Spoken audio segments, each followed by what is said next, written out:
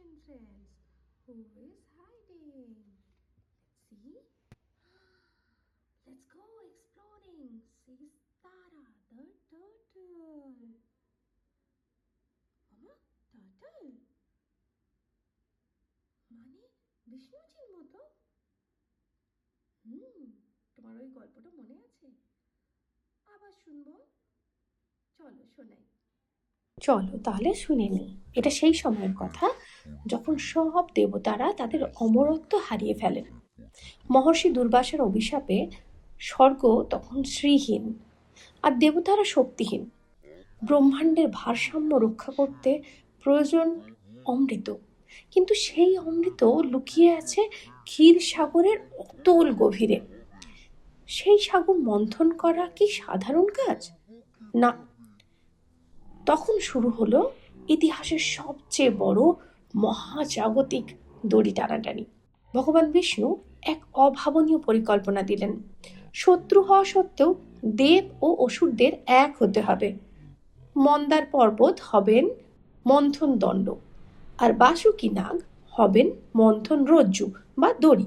কিন্তু সমস্যা হলো পাহাড়টিকে রাখবে কোথায়? মন্থন শুরু হতেই বিশাল মন্দার পর্বত সাগরের নরম কাদার নিচে তলিয়ে যেতে শুরু করলো। পুরো পৃথিবী তখন এক মহাপ্রলয়ের মুখে। কে ধরবে এই পর্বতের ভার?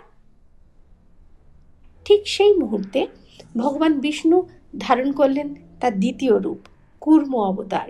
কয়েক যোজন লক্ষ বিস্তৃত এক বিশাল কচ্ছপ হয়ে তিনি সাগরের নিচে প্রবেশ করলেন। তার হাড়ের মতো শক্ত পিঠের উপর ধারণ করলেন মন্দার পর্বতকে। কূর্মের অটল শক্তির উপর ভর করেই শুরু হলো সমুদ্র মন্থন। একদিকে দেবতারা, অন্যদিকে অসুররা।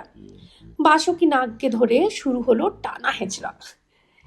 সমুদ্রের তলা থেকে উঠে আসতে লাগলো একের পর এক অলৌকিক রত্ন, বিষ এবং শেষ পর্যন্ত সেই কাঙ্ক্ষিত অমৃত। কূর্ম অবতার আমাদের শেখায় ধৈর্য এবং স্থিরতার গুরুত্ব। যখন চারিদিকে পরিস্থিতি উত্তাল থাকে, তখন লক্ষ্যের জন্য নিজের মেরুদণ্ডকে কূর্মের মতো শক্ত রাখতে হয়। বিষ্ণুর এই কৃপা ছাড়া সৃষ্টি আজ অন্ধকারে তলিয়ে যেত। তো শুনলে দ্বিতীয় অবতার কূর্ম অবতারের গল্প।